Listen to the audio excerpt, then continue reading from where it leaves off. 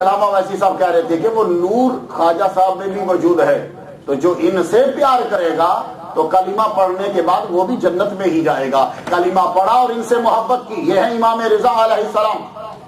خواجہ معین الدین اجمیری چشتی رحمہ اللہ مرید ہو گئے، کتنا پڑھا ہوا ہے، بڑے بڑے علماء سے علم حاصل کیا ہے۔ تو بندے کے پاس علم ہو تو اس میں العلم حجاب اکبر، علم سب سے بڑا پردہ ہوتا ہے۔ بڑے بڑے لوگ گمراہ ہوئے، بڑے بڑے صاحب علم تھے۔ جب تک انسان میں تصوف و عاجزی نہیں آتی انسان ترقی نہیں کر سکتا۔ لیکن خواجہ صاحب ہاتھ جوڑے کھڑے ہیں کہ پیر صاحب میری ڈیوٹی کیا ہے، میں نے خدمت کیا کرنی ہے۔ تو سنو، آپ لوگ سمجھتے ہوں گے کہ کوئی 3000 نفل پڑھتے ہوں گے، آپ سمجھتے ہوں گے کہ پیر صاحب نے کہا ہوگا کہ تم اتنی ساری چیزیں کرو، نہیں، پیر صاحب نے ایک ڈیوٹی لگائی۔ خواجہ عثمان ہرونی رحمہ اللہ نے فرمایا، کہنے لگے اے معین الدین، ہم تیری ڈیوٹی یہ لگاتے ہیں کہ رات کو سونے والے کپڑوں کا خیال تو رکھا کرے گا۔ 8 سال تک خواجہ معین الدین اجمیری چشتی رحمہ اللہ نے پیر صاحب کے سونے والے سلیپنگ ڈریس کو دھویا، دھو کے نیا ہر رات اپنے پیر کے بستر کے پاس رکھتے کہ میرے پیر اس کو پہن کر سوئیں گے۔ 8 سال تک اپنے پیر کے سونے والے کپڑوں کا خیال رکھتے رہے۔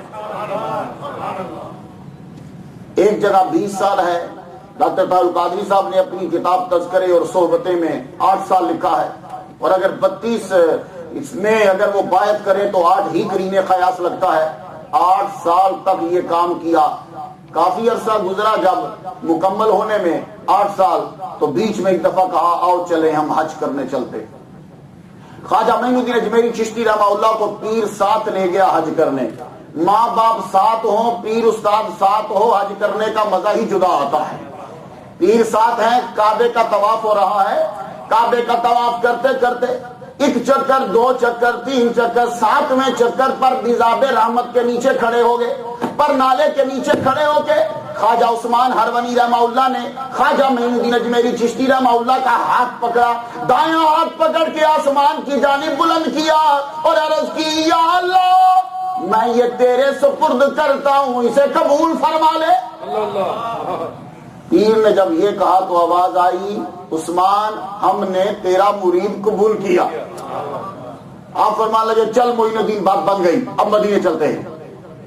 اپنے پیر کے ساتھ مدینے پہنچے، حضور کے روضہ اطہر کے سامنے کھڑے ہوئے اور دائیں طرف خواجہ معین الدین اجمیری چشتی رحمہ اللہ کو کھڑا کیا۔ لیکن اب دیکھیے خواجہ صاحب کا کہ پیر ہاتھ پکڑ کے برابر کھڑے کر رہے ہیں، آپ پیچھے ہٹ جاتے ہیں، وہ آگے کرتے ہیں، آپ پیچھے ہٹ جاتے ہیں۔ پیر آگے، اسی لیے یہ مسئلہ ہے، ابا چل رہا ہو تو حضرت ابو ہریرہ کا فرمان کہ ابا کے آگے بیٹا چل نہیں سکتا، یہ حدیثیں اپنے بچوں کو بتایا کرو تاکہ ان کو ادب آئے۔ بیٹا اپنے باپ کے آگے نہیں چل سکتا، اسی طرح استاد بھی باپ ہے تو آگے نہیں چل سکتا، تو پیچھے تھوڑا سا رکے۔ آپ سمجھ گئے، فرمان لگے حضور کو سلام بھیجو۔ خواجہ معین الدین اجمیری چشتی سلام کرتے ہیں، السلام علیکہ یا رسول اللہ، اے اللہ کے رسول تجھ پر سلام ہو۔ روضہ انور سے جواب آیا، تجھ پر بھی سلام ہو اے سمندر اور خشکی کے تمام مشائخ کے کتب، تجھ پر بھی سلام ہو۔ یہ آواز جب آئی کہ خشکی اور سمندر کے تمام اقطاب کا مشائخ بنا دیا، مشائخ کا کتب بنا دیا، کہا چل منظوری ہوگی، واپس چلے۔ اب واپس پھر بغداد آئے تو خواجہ عثمان ہرونی رحمہ اللہ نے فرمایا، بیٹے میں اب اعتکاف یعنی چلہ میں بیٹھنے لگا ہوں، کسی کو میرے کمرے میں مت آنے دینا، صرف چاشت کے وقت تو آئے گا، روزانہ میں تمہیں روزانہ لیکچر دوں گا، وہ لکھ لینا، میرے بعد جو تیرے مرید ہوں گے، آگے جو تو تبلیغ کرے گا ان کو وہ نصائح کرتے رہنا۔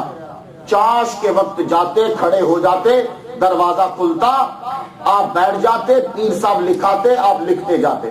28 دن مسلسل گزر گئے، 28 مجلسیں، 28 لیکچر، انیس الارواح کتاب کا نام ہے۔ یہ وہ 28 لیکچر ہیں جو روزانہ خواجہ صاحب کے پیر و مرشد دیا کرتے، آپ نے وہ لکھ لیے۔ جب 28 دن ہوئے، اب جاتے ہیں چاش کے وقت، کبھی دروازہ کھلتا ہے کبھی نہیں کھلتا۔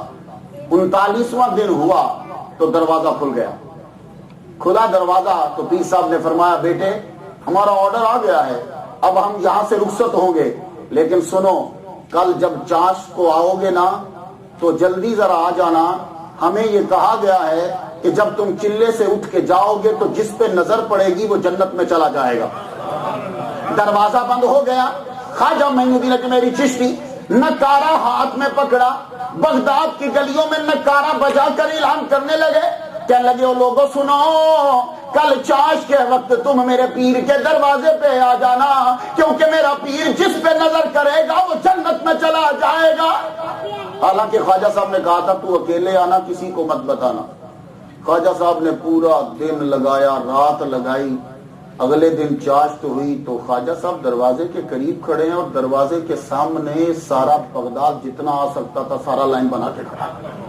پیر صاحب نے جو ہی دروازہ کھولا تو جم غفیر پہ نظر پڑی تو یوں دیکھ کے معین الدین اجمیری سے کہنے لگے ادھر آؤ, میں نے تو تمہیں کہا تھا کسی کو مت بتانا, یہ پورے بغداد کو کہاں لے آئے ہو؟ کہا پیر اگر تیری نظر سے لوگ جنت میں جاتے ہیں تو سودا کم نہیں ہے. میں نے سوچا کہ تنہا کیوں جاؤں, میرا پیر جب موج میں ہے تو ہر کوئی کیوں نہ جائے. خواجہ صاحب مسکرا پڑ گئے, لگے ادھر آ. قریب بلایا, پہلے یہاں سے چوما پھر آنکھوں کو چوما اور کہا ادھر آؤ لکھو خلافت نامہ. خلافت نامہ لکھا گیا. نالین چوبی 2 دن خرقہ جو حضور معراج کی رات لائے تھے, اس کی ڈیٹیل پھر کبھی بیان کروں گا, خرقہ عطا فرمایا, سر سے اتار کے پگڑی ان کو دی, مصلا دیا. کہنے لگے سنو بیٹے ہم نے اسے بڑی حفاظت سے رکھا ہے, تم بھی اسی طرح رکھنا ان چیزوں کو, اور جس کو مرد پاؤ اس کو عطا کر دینا. جس کو مرد پاؤ اسے دینا. یہ نہیں کہا کو پڑھا لکھا بندہ کو مولوی ملے تو دے دینا, جس کو مرد پاؤ تو اسے دے دینا. اور اب جاؤ, اب تمہیں اجازت دیتے ہیں ہم. اتنا ہی جملہ بولا اور دروازہ بند کر دیا اور عالم تحیر میں چلے گئے. خواجہ صاحب فرماتے ہیں یہ میری آخری ملاقات پیر صاحب سے بغداد میں. اب میں جہاں جاتا ہوں لوگوں کا چمگٹا لگ جاتا ہے, میری باتیں سننے لگ جاتے ہیں. میں مسجد میں جاتا ہوں تو لوگ آ جاتے ہیں. میں تقریر کرنے لگا, ایک دن خیال آیا چلو چلتے ہیں, حج آیا تو میں حج میں چلا.